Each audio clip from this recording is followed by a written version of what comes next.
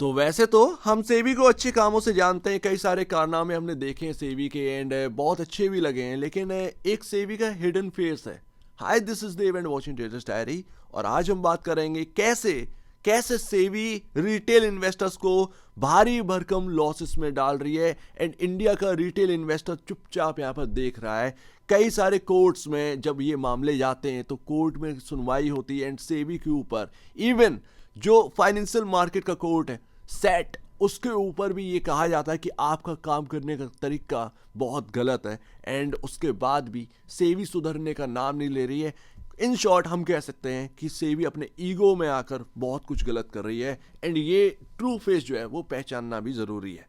तो वैसे तो सेबी को अच्छे कामों के लिए बनाया गया था। अप्रैल 12 1988 नॉन स्टैट्यूटरी बॉडी के तहत यहाँ पर सेबी को लाया गया था एंड सेबी एक्ट इंडिया के अंदर आता है 1992 में। सेबी को नॉन स्टैट्यूटरी बॉडी के से हटाकर स्टैट्यूटरी बॉडी यहाँ पर जो है बनाया जाता है एंड फाइनेंशियल मार्केट का एक रेगुलेटर हमारे सामने देखने को मिलता है। एंड रिटेल इन्वेस्टर को समझना चाहिए सेबी के जो प्राइमरी फंक्शंस है उनको protecting the interest of investor in securities market, promoting the development of the security market, regulating the security market, ensuring fair trading practices in security market। लेकिन आज की डेट में बहुत सारी चीजें जो है वो खराब हो रही हैं। सेबी का नाम यहाँ पर जो है डूब रहा है बुरी तरीके से। रिटेल इन्वेस्टर को समझना चाहिए कि अगर आप किसी कंपनी का स्टॉक होल्ड कर रहे हैं एंड सडनली कोई सो कॉज नोटिस आ जाता है उसके अंदर, तो इसका मतलब ये नहीं है आज की डेट में कि वो कंपनी पूरी तरीके से गलत है। इसको यहाँ पर समझना चाहिए। हो सकता है कि सो कॉज नोटिस आने के बाद आपका स्टॉक जो है वो 30% 40% भी गिर जाए या उससे भी ज़्यादा गिर जाए इनकी रिपोर्ट आने से पहले। बात को समझिएगा, सेबी अंधाधुंध सो कॉज नोटिस डाल देती है किसी भी कंपनी के भीतर और इसके तहत अब इन्हें फेस करना पड़ रहा है क्रिटिसिज्म। एंड आज की डेट में कई सारी कंपनियों के मामले हैं जो कि मैं आपके सामने रखने वाला हूँ। एक कंपनी तो बिल्कुल बर्बाद हो गई थी, एनसीएलटी तक पहुंच गई थी एंड उसके बाद सिर्फ आता है सेबी की तरफ से सॉरी। एंड आज की डेट में एक मामला चल रहा है, बट मैं आपके सामने बहुत सारी चीजें रखने वाला हूँ कि कोर्ट क्या कह रहा है एंड वगैरह वगैरह। लेकिन सेबी जो सो कॉज नोटिस जारी कर देती है वो कभी कभार सुफिशियंट एविडेंस इनके पास नहीं होते हैं, फिर भी यहाँ पर जो है आपके सामने सो कॉज नोटिस डाल दिया जाता है एंड स्टॉक्स धड़ाधड़ गिर जाते हैं, रिटेल इन्वेस्टर काफी बर्बाद हो जाता है। एंड सो कॉज नोटिस जारी करने पर बहुत सारे यहाँ पर ना एक्सप्लेनेशन आए हैं।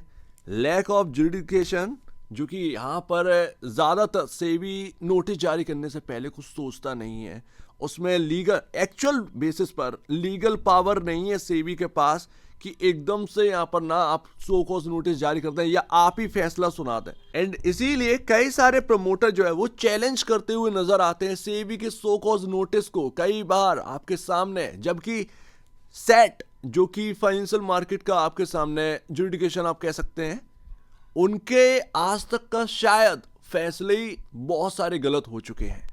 ये किस तरीके का यहाँ पर फाइनेंशियल मार्केट चल रहा है इंडिया के भीतर, कुछ समझ से बाहर है। यहां पर बताया गया है कि इम्प्रॉपर अपॉइंटमेंट होती है एडजुडिकेटिंग ऑफिसर की एंड एडजुकेटिंग ऑफिसर जो कि यहां पर इन्वेस्टिगेट करता है उसकी वजह से काफी सारे प्रॉब्लम्स होती है, बहुत सारा यहां पर लैक एक रिपोर्ट्स रहती हैं एंड जो भी करते हैं बस करते ही हैं। ये अब आपके सामने मैं मामले रखता हूं एंड उसके तहत यहाँ पर सेबी को क्रिटिसिज्म फेस करनी पड़ गई। जैसे कि हिंडनबर्ग रिसर्च केस में सेबी अपना रेस्पॉन्स देता है, सो कॉज नोटिस के जारी करता है एंड उसके बाद यहाँ पर दोनों में फाइट हो जाती है एंड सेबी के ऊपर आरोप भी लगता है कि ये पावरफुल इंडिविजुअल्स को प्रोटेक्ट कर रहे हैं कैपिटल मार्केट के अंदर। जैसे कि कोटक बैंक का नाम निकल कर आया था हिंडनबर्ग की तरफ से, उस नाम को यहाँ पर दबा दिया गया। उदय कोटक जी का जो नाम निकल कर आया था उसको भी यहाँ पर छुपाया गया। तो ये सारी चीजें जो हैं जो कि हिंडनबर्ग की तरफ से कही गई, ये मैं नहीं कह रहा हूँ, हिंडनबर्ग की तरफ से आपके सामने रखी गई थी एंड आरोप यही था हिंडनबर्ग का कि ये बचा रहे हैं। स्टिफलिंग क्रिटिसिज्म यहाँ पर भी एक आरोप लगता है एंड हिंडनबर्ग और अडानी का मामला आपको पता ही होगा। Public interest and potential risk के ऊपर बात करते हैं हिंडनबर्ग। तो बहुत सारे आज की डेट में आप देखेंगे 3-4 साल या 5 साल का डेटा उठाकर या थोड़ा सा उससे भी जाएंगे तो गजब चीज़ें आपको मिल जाएंगी। ये 5-7 साल का डेटा आपको बताया कि सेबी का जो काम करने का तरीका है वो आज की डेट में पब्लिक इंटरेस्ट के तहत नहीं आ रहा है। एंड आपके सामने एग्जाम्पल्स हैं। सेबी यहाँ पर अडानी ग्रुप के तहत यहाँ पर जो है ना सो कॉज नोटिस जारी करता है। जील यानी कि जी एंटरटेनमेंट, उसमें यहाँ पर ना टॉप मैनेजमेंट के ऊपर सो कॉज नोटिस जारी करता है, पेटीएम के सीईओ के ऊपर सो कॉज नोटिस जारी करता है, या पेटीएम कंपनी के ऊपर ईसॉप्स वगैरह के ऊपर इनमें गड़बड़ी पाएगी वगैरह वगैरह। एंड उसके बाद निकला क्या, कुछ नहीं, नथिंग, स्टॉक गिर गया था। लेकिन रेलिगेयर चेयर यहाँ पर रश्मि सलूजा, इनके ऊपर भी इनसाइडर ट्रेडिंग के लिए सो कॉज नोटिस जारी किया गया एंड इनको क्रिटिसिज्म फेस करनी पड़ी। ये तो आपके सामने बड़े नाम है, छोटे नाम को तो गिना ही नहीं जाता। अब मैं आपके सामने बात करता हूं 2018 का मामला पीसी ज्वेलर का, जो कि काफी यहाँ पर ना दबाया गया कहीं ना कहीं। एंड यहाँ पर ना कुछ छानबीन भी नहीं हुई है कि सेबी ने ऐसा किया क्यों है। बट यहाँ पर आप देखिएगा, आप जब इसको सुनेंगे एज अ इन्वेस्टर देखिएगा कि अगर आपके स्टॉक में ये घटना हो गई तो आपका पैसा बर्बाद। Securities and exchange board of India यहाँ पर सुप्रीम कोर्ट के अंदर मूव करता है एंड सुप्रीम कोर्ट यहाँ पर ना पीसी ज्वेलर का मामला देखता है। इनसाइडर ट्रेडिंग का जो सो कॉज नोटिस जारी किया गया था, आप देखिएगा इसमें सेम रेसिडेंट था, प्रमोटर्स का आप कह सकते हैं। एंड ऐसे में सेबी कहता है कि आपने जो एक्सचेंज करी है info and insider trading actual basis पर आपकी तरफ से हुई है। लेकिन इस बात को देखिएगा, कोर्ट यहां पर रिजेक्ट कर देता है the capital market regulators decision. ये एक सबसे बड़ी बात है। जब मुंबई कोर्ट यहां पर जो है फैसला लेती है, तो जो सेबी और सेट यहां पर डिसीजन लेकर आते हैं पीसी ज्वेलर के ऊपर, डिसीजन यहां पर फेल हो जाता। तो कोर्ट का ये कहना है, असल में ये मुंबई कोर्ट में नहीं जबकि सुप्रीम कोर्ट का यहां पर फैसला था। सेबी और सेट से पूछा गया, 2 बेंचेस थी जजेस की जो कि यहां पर ना फैसला लेती हैं, बात करती हैं। सेबी कुछ रिस्पॉन्ड ही नहीं करता है क्वेरीज का जो कि जज यहां पर मांगते हैं। जो जजमेंट आ रहा होता है सुप्रीम कोर्ट की तरफ से, उसका एक ब्रॉडर इंपैक्ट पड़ता है इनसाइडर ट्रेडिंग के रूल्स के ऊपर। आप देखिएगा यहां पर जज क्या कहते हैं कि there is also concern on SEBI's side. तो आज की डेट में अगर आप देखें तो फ्यूचर में लूप होल्स हो सकते हैं एंड ऐसे में इस मामले में इनसाइडर ट्रेडिंग के रूल्स के रिगार्डिंग शायद यहां पर जो सुप्रीम कोर्ट है वो सख्ती बहुत ज्यादा बरतते हैं। और सुप्रीम कोर्ट 19 अप्रैल की जो रूलिंग होती है, 2022 का शायद मामला है जब सुनवाई आई थी, 2018 से स्टार्ट हुआ था, 3-4 साल चले जाते हैं इन चीजों में। आप देखिएगा सुप्रीम कोर्ट सेट जो है, जो फाइनेंशियल मार्केट का कोर्ट है जिसमें यहाँ पर फैसले लिए जाते हैं, उनको बिल्कुल हड़काते हैं बुरी तरीके से। एंड यहाँ पर कहते हैं कि आप सेबी और सेट रॉन्गली रिजेक्ट कर देते हैं जो भी यहाँ पर ना आर्गुमेंट करे जाते हैं कंपनी के प्रमोटर की तरफ से। ये फैसला जब आता है तो आप ये समझिएगा कि जो पैसा बर्बाद हुआ है रिटेल इन्वेस्टर्स का, उसका हर्जाना कौन देगा, क्योंकि प्रमोटर बोल रहे हैं और सेट और सेबी मानने के लिए तैयार नहीं है, रॉन्गली यहां पर रिजेक्ट कर देते हैं पूरी तरीके से। ये सुप्रीम कोर्ट का कहना है इस मामले में। तो यहां आज की डेट में जो जीत हुई थी वो पीसी ज्वेलर के प्रमोटर्स की जीत हुई थी, लेकिन उसमें पीसी ज्वेलर के स्टॉक का क्या हाल हुआ और इन्वेस्टर का क्या हाल हुआ आज की डेट में आप देखिएगा। अभी आपको हाई जो है वो 60 रुपए का देखने को मिल रहा है, बट ये स्प्लिट वाला प्राइस है इसलिए एडजस्टमेंट का। उस वक्त ये 600 रुपए का चलता था, 2018 में 600 का टॉप था। सिंगल डे में आप ये कैंडल देखिए, ये लगी थी क्योंकि एफएंडो का पार्ट था। एक ही दिन में ये ऑलमोस्ट 300-200 रुपए के आसपास आ जाता है 600 रुपए से, जब ये मामला निकल कर आता है। बकरांगी का भी नाम आता है क्योंकि प्रमोटर का थोड़ा सा यहाँ पर इन्वेस्टमेंट बकरांगी की तरफ होता है। बकरांगी का स्टॉक 500 रुपए पर काम कर रहा होता है, एकदम से उसके अंदर लोअर सर्किट लग जाता है, वो एफएंडो का पार्ट नहीं था। आज की डेट में आप देखिए 10 रुपए की कौड़ियों के भाव पर बिक रहा है, 10-20 रुपए के। यहाँ पर पीसी ज्वेलर देखिए 200 रुपए पर आता है, फिर उसमें यहाँ पर जो है मामला चलता है। मामला चलते चलते 4 साल यहाँ पर लग जाते हैं एंड ये स्टॉक अगर आप देखें तो 10 रुपए या 7 रुपए के भाव पर बिक जाता है। अब आप बताइए, 4 साल बाद कुछ भी निकल कर नहीं आता है। सुप्रीम कोर्ट यहां पर कहता है कि जो प्रमोटर कह रहे हैं, जो एविडेंस वो दे रहे हैं, आप उसको रिजेक्ट कर रहे हैं। सेबी और सेट यहां पर मानते नहीं है कुछ भी। एंड यहां पर ना उसका हर्जाना भुगतता कौन है? Investor and stock. कंपनी हल्के में नहीं थी, बहुत अच्छे खासे डेट में थी, क्योंकि ज्वेलरी कंपनी है, डेट में थी।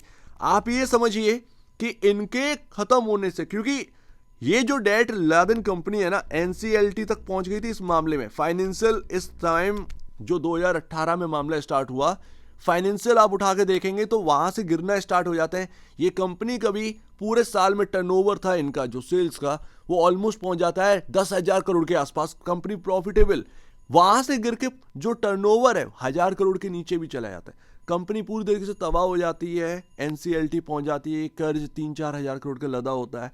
आप सोचिए कि ऐसे 4 साल में इतना प्रॉब्लम आया, इन्वेस्टर्स का यहाँ पर ना जो लॉस हुआ है उसका कौन बात करेगा, कौन यहाँ पर जो है ना इसका हर्जाना भरेगा। जो कंपनी एक लॉसेस में गई, इसके खत्म होने पर कितने लोगों को बेनिफिट मिला होगा, किसी ने पूछा है, किसी ने सोचा है। सो कॉज नोटिस ऐसे ही जारी नहीं करे जाते हैं, अंधाधुंध तरीके से यहाँ पर जो ना चीजें चली हैं। 2018 का ये मामला है। अब आप सोचिए कि किसी भी स्टॉक के अंदर आज की डेट में कुछ भी हो सकता है, इन्वेस्टर का पैसा कभी भी डूब सकता है। ऐसे ही पीसी ज्वेलर के बाद मामला स्टार्ट होता है ब्रैडकॉम ग्रुप के अंदर। 2021 से सितंबर या अक्टूबर से ये मामला स्टार्ट होता है ब्रैडकॉम ग्रुप के अंदर। सेबी अंधाधुंध सो कॉज नोटिस जारी करती है। अच्छी बात है, आप कुछ तो यहाँ पर समझ के आए, लेकिन 3 साल लगा दिए। 1092 दिन में आप जानते हैं क्या हुआ? पार्ट 1 फाइनल ऑर्डर का निकल कर आता है, पार्ट 2 अभी आना बाकी। 1092 दिन, स्टॉक -92% टूट चुका है। आज की डेट में बीएसई ने उसको बाहर कर दिया है, स्टॉक को रीलिस्टिंग नहीं होने दे रहे हैं। एंड जो भी कंपनी का प्रमोटर यहां पर एविडेंस रख रहा है, सेबी और सेट कहीं ना कहीं उसको रिजेक्ट कर रहा है। तेलंगाना हाई कोर्ट आज की डेट में बहुत हेल्प करता हुआ नजर आ रहा है। 2 इन्वेस्टर्स ने यहां पर केस किया था तेलंगाना कोर्ट के अंदर बीएसई के सीईओ के ऊपर कि आप यहां पर स्टॉक रीलिस्ट नहीं होने दे रहे हैं। तेलंगाना हाई कोर्ट ने जवाब मांगा एंड इसको क्रिमिनल के अंदर डाल दिया। आप ये समझिए, ये 2 इन्वेस्टर्स की बड़ी जीत है। एंड 6.5 लाख इन्वेस्टर्स ब्रैडकॉम ग्रुप के अंदर आज सफर कर रहे हैं। 92% वेल्थ गिर चुकी है। कुछ रिपोर्ट ये भी सजेस्ट करती हैं कि 200 इन्वेस्टर्स का सर्वे हुआ था एंड उसमें 34% अपना मेडिकल ट्रीटमेंट के लिए पैसा खर्च नहीं कर पा रहे हैं, बिकॉज ऑफ उनका पैसा जो है वो स्टॉक के अंदर डला हुआ है, स्टॉक मार्केट से हटा दिया गया है। आज की डेट में ये प्रॉब्लम है। 24% का कहना है कि यहाँ पर आज की डेट में लोग अपने जो बच्चे हैं उनका एजुकेशन को पे नहीं कर पा रहे हैं। कुछ ऐसे मामले हैं। 6.5 लाख इन्वेस्टर बहुत होते हैं। आप सोचिए कि हर एक की कंडीशन बिल्कुल डिफरेंट रहती है। कोई अपना बहुत बड़ा सेविंग जो है वो मार्केट के अंदर रख देता है। आप तो कहते फिरते हैं कि डाइवर्सिफाइड, लेकिन हर जगह ये नहीं होता है। यहाँ पर आपका एक दायित्व बनता है प्रोटेक्ट करने के लिए, जबकि यहाँ पर प्रोटेक्ट कौन कर रहा है? Telangana high court, supreme court. ये लोग यहाँ पर ना, ये कोर्ट्स यहाँ पर ना हेल्प कर रहे हैं इन्वेस्टर्स की आज की डेट में, प्रमोटर्स की। जबकि सेट बैठा हुआ है फाइनेंशियल मार्केट का कोर्ट, वो आज की डेट में बिल्कुल निहत्ते एकदम काम कर रहा है। अभी तक यहाँ पर ना इस मामले में सेट से एक भी सही तरीके की सुनवाई नहीं हुई है। डेट्स पर डेट आ रही हैं, बस और कुछ नहीं है। ये तो तेलंगाना हाई कोर्ट है जिसने यहाँ पर प्रमोटर इवन जीतता हुआ नजर आया। प्रमोटर ने यहाँ पर इंटरिम रिलीफ यहाँ पर जो है ली है, क्योंकि सेबी का अब यहाँ पर ना खिंचाई होना स्टार्ट होगी बीएसई और सेबी की। इनसे जवाब मांगे जाएगा कि बताओ आकर। अब असली गेम स्टार्ट होने वाला है एंड ये रियल फेस है जो कि अभी तक होता हुआ नजर आ रहा है। एक रिटेल इन्वेस्टर बड़ा ही यहाँ पर ना सेंसिटिव होता है। बहुत सारे लोगों का यहाँ पर ना चाइल्ड मैरिज के लिए पैसा मार्केट के अंदर आता है, स्टॉक्स के अंदर इन्वेस्ट होता है, ताकि 10 साल बाद जब बच्ची की शादी हो तो यहाँ पर कुछ उससे रिटर्न मिले। लगाना गलत बात नहीं है, स्टॉक मार्केट होता ही यही चीज़ है। इन्वेस्टर यहाँ पर अच्छे स्टॉक्स पर बिलीव करता है, फाइनेंशियल सब कुछ अच्छा, सब कुछ बेहतर। एक सो कॉल नोटिस आता है, 3 साल तक मामला खिंचता है। 3 साल बहुत होते हैं किसी मामले के लिए। आपका इतना बड़ा यहाँ पर ना सेबी का एक भाई, आप जब यहाँ पर ना पूरे मार्केट को रेगुलेट कर रहे हैं, आपको 3 साल लग रहा है इस मामले में। 3 साल 1092 दिन बहुत होते हैं इस मामले को। अगर कोई बड़ी कंपनी का मामला आता है, सिर्फ 30 दिन के अंदर भीतर कैसे मामला आप सॉल्व कर देते हैं? कैसे? 3 साल से निवेशक यहां पर परेशान है। -92 रिपोर्ट आने से, फाइनल रिपोर्ट आने से पहले 92% ही स्टॉक गिर चुका है। आप सोचिए कितना वेल्थ तबाह होगी। किसी का 10,000 गया होगा तो किसी का 1 लाख, किसी का 10 लाख, किसी का यहाँ पर 50 लाख रुपए। तो इस तरीके से यहाँ पर पैसा डूबा है विदाउट एनी रीजन। अब यहाँ पर ना सो कॉज नोटिस जो है वो आप देखिए कितना ज़्यादा बर्बाद कर सकती है किसी रिटेल इन्वेस्टर को जिसका पूरा लाइफ सेविंग किसी स्टॉक के अंदर डला हो। मैं उम्मीद करता हूँ कि यहाँ पर जो फाइनेंशियल रेगुलेटर हैं, जो नए आए हुए हैं, वो अपने ऊपर थोड़ा सा ध्यान दें। जरूरी ये नहीं है कि आप जगह जगह ऑप्शन ट्रेडिंग या सिर्फ इसी पर ध्यान दें। ये भी आपका पब्लिक इंटरेस्ट में ही आता है, ये भी अपना इन्वेस्टर के इंटरेस्ट में ही आता है। आप जो भी काम कर रहे हैं, सो कॉज नोटिस जारी कर रहे हैं, बड़ा सोच समझ के करिए। कम से कम उसको टाइम पर तो पूरा करिए। ये क्या होता है कि पार्ट 1 पार्ट 2 आप लेकर आ रहे हैं। पार्ट 1 पार्ट 2 कोई फिल्म चल रही है क्या? गदर एक प्रेम कथा पार्ट 1, गदर एक प्रेम कथा पार्ट 2। तो ये यहाँ पर ना थोड़ा सा यहाँ पर आप समझिए, यहाँ पर थोड़ा सा खींचतान होना चाहिए गवर्नमेंट की तरफ से भी। गवर्नमेंट भी बड़ा आलसी है, वो कुछ भी करने दे रही है। एंड यहाँ पर जिस तरीके से सुनवाइयाँ हो रही है उससे तो यही समझ में आ रहा है कि अंधाधुंध यहाँ पर ना काम चल रहा है, मन मर्जी यहाँ पर काम चल रहे हैं सेबी और सेट की तरफ से, इवन एक्सचेंजेस की तरफ से। ये सब मैंने आपके सामने रखा तो इसका मतलब ये नहीं है कि मैं आपको सिर्फ और सिर्फ ब्रैडकॉम ग्रुप के बारे में बता रहा हूँ, नहीं, ये किसी भी स्टॉक के अंदर हो सकता है। कम से कम यहाँ पर ना ध्यान देना चाहिए। इन्वेस्टर्स की आप सोच रहे हैं तो कम से कम ध्यान दीजिए। अनहेल्दी ईगो बहुत ही ज़्यादा यहाँ पर ना डेंजरस हो सकता है। अगर आप अपने काम करने का तरीका नहीं बदल रहे हैं, आप सिर्फ दूसरों का काम करने का तरीका देख रहे हैं, वो इन्फ्लुएंसर वो वगैरह वगैरह, उसकी दुकानदारी कैसी हो रही है, कहाँ से पैसा ला रहा है, उसको भी देखिए, लेकिन कम से कम इसको भी देखिए। स्टॉक टूट रहे हैं, लोग अभी तक इंतज़ार कर 3 साल मायने रखते हैं। 3 साल बहुत होते हैं। तो आज की डेट में जो securities and exchange board of India है वो एक कल्प्रिट बनकर रह गया है कई इन्वेस्टर्स के लिए। विदाउट एनी रीजन आप सो कॉल नोटिस जारी कर देते हैं। कहीं ना कहीं गवर्नमेंट को इंटरफेयर करना चाहिए इनके काम में भी, कि तुम कर कैसे रहे हो, ये क्या हो क्या रहा है, ये भी गवर्नमेंट का काम है, ये करना चाहिए। कहीं ना कहीं इंटरफेरेंस होनी चाहिए गवर्नमेंट की भी, ताकि मन मर्जी काम ना कर सके। सो उम्मीद है काफ़ी कुछ आपको समझ में आया होगा। जरा इस बात को सोचिए।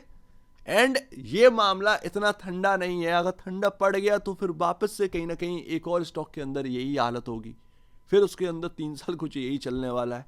एंड उसके बाद हाथ लगेगा एंड से भी बोलकर जाएंगे सॉरी ज़्यादा कुछ मिला नहीं है। जबकि ब्रैडकॉम ग्रुप के मामले में ज़्यादा ये ढूंढ नहीं पाए 1092 दिन में। ये भी एक बड़ी बात है, बहुत बड़ी बात है, वाकई में एक बड़ी बात है। हालांकि एक बात यहाँ पर ज़रूर है, ब्रैडकॉम ग्रुप के प्रमोटर्स का भी कुछ यहाँ पर जो है ना, उनकी खुद की भी प्रॉब्लम है। उनका खुद का भी यहाँ पर काम करने का स्टाइल थोड़ा सा ख़राब है। तो प्रमोटर भी अपना काम यहाँ पर थोड़ा सा सही करें, ज़्यादा बेहतर ही है। लेकिन उससे ज़्यादा से भी अपने ग्रेवान में जाकर देखे कि वो करते क्या। तो आप दीजिए मुझे अपडेट देखने के बाद, तो धन्यवाद दोस्तों।